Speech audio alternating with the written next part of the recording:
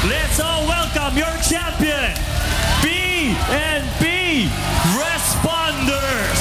Matapos ang matagumpay na UNTV Cup Season 5 kung saan itinanghal na kampyon ng PNP Responders, muli namang magbubukas ang panibagong serye ng UNTV Cup Off-Season Game kung saan maglalaban-laban ang iba't ibang executive, legislative at judiciary officials upang muling magtagisan ng galing sa hardcourt. Kabilang sa mga kupunang kasali sa Off-Season Game ay ang Senate Defenders, BOC Transformers, Judiciary Magis, AFP Cavaliers at ang PNP Responders. Ayon kay UNTV Cup Commissioner Atoy Co, mas magiging kapanapanabik ang bagong off-season game dahil tampok dito ang mga piling opisyal na 40 anyos pataas.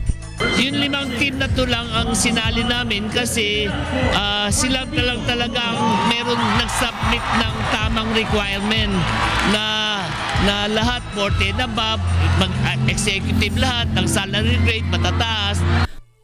Magsisimula ang UNTV Cup Off-Season Games sa darating na May at tatagal ito sa loob ng 2 buwan.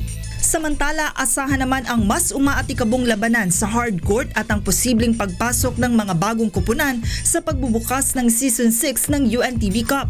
Ayon kay Mr. Public Service Kuya Daniel Razon, posibleng mas dumami pa ang mga charitable institution na matutulungan sa susunod na season. Ito ay dahil inaasahang mas lalaki pa ang mga papremyo na ibibigay sa mananalong kupunan para sa kanilang mapipiling beneficiary. From the start ng ating liga na ito, talagang paangat ng paangat. So we cannot expect for less. With God's help ay talagang pataas yung level nitong ating nagiging laban dito sa ating UNTV Cup. Siguro by the time na nag-season 6 tayo, God willing, after ng off-season natin, ay talagang mas ibibigay pa ng iba't ibang mga teams yung kanilang best. Umaasa naman ang pamunuan ng UNTV Cup na magtutuloy-tuloy ang suporta at pakikiisa ng iba't ibang ahensya ng pamahalaan sa layuning makapaglingkod sa bayan at makatulong sa mga nangangailangan. Joan Nano, UNTV News and Rescue, Quezon City.